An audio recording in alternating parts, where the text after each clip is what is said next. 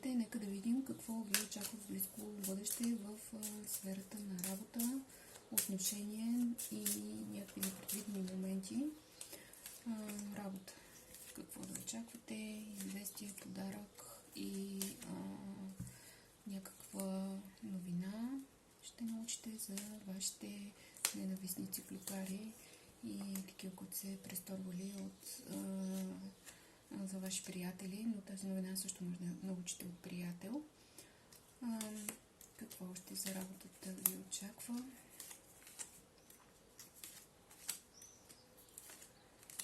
Ще бъдат отсечени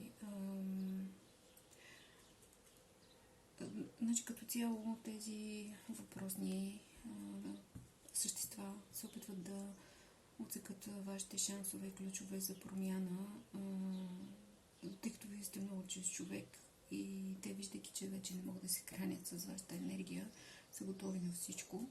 Но тук ще дойде приятел, силен човек, който ще ви помогне да се отървете от тъмнината на тези хитри хора. И с мъдрост и с помощта на рода ще ви бъде дадено ново предложение, което всъщност ще сбъдне една ваша мечта. Ще напълни сърцето ви с светлина и ще ви изведе на едно ново ниво в финансите. Това ви е по съдба. Така че не се притеснявайте. Всичко ще се нареди, макар и да поставят трудности пред вас. Чрез тях ние се извисяваме, трупаме нови качества и душата ни се кове. Така, добре, в сферата на отношенията какво ви очаква? Най-важното, отново завистници, клюкари, много ярко светите, много чисти хора сте, мъдри при това. В сферата на отношенията очаквайте съдбоносно сътрудничество с човек, който ще напълни сърцето ви, ще научите нещо ново. Може да се запишете и на обучение, на курсове, тук за всеки е различно, но в крайна сметка получавате подарък от съдбата, сбърдане на ваше желание. На кръстопът сте в момента, заради конкретна група хора, на които умиране им дава вашето развитие. Но ще отключите нещо съдбоносно, то ще бъде свързано с финанси, изобилие. Знаем, че енергията на парите е ръка за ръка свързана с тази на любовта. Те са като две енергии близнаци. Така че ще бъдат отсечени негативите и всичките тези, които са слагали неясноти по пътя ви, са се престорвали, са манипулирали вашата стабилност, ги очаква коса, вас сбъдване на желанието и мечтите, които имате, които сте си поставили в тази сфера. Добре, нека да видим и какво не очакваме да може да излезе през едните дни, за какво да бъдете подготвени, какво да имате предвид всички вие, които отворите това видео.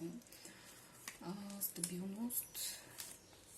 Тук някой поставя отново мъгла пред вашата стабилност. На кръстопът сте, но по интуиция ще трябва да изберете този нов път. Ще получите някакво известие и нека видим с какво е свързана тази коса. Тази коса ще премахне онези завистници, ненавистници, които пречат на вашия път. Именно те са инициирани от конкретен господин или жена с мъжки енергии. Ще откриете ключа към вашето щастие, избъдване на мечти, въпреки огромните трудности, които ви поставят. Какво друго? Неочаквано. Сплетни от жени, хитрост, лукавост, но колкото и да са хитри, колкото и да поставят пречки пред вас, слънцето изгрява за вас, а тя ги очаква на дъното на колодата, беше гроба, така че в крайна сметка нищо хубаво за тях. Добре, нека да видим и финално 2-3 карти, послания от ангелите, какво искат да ви кажат ангелите.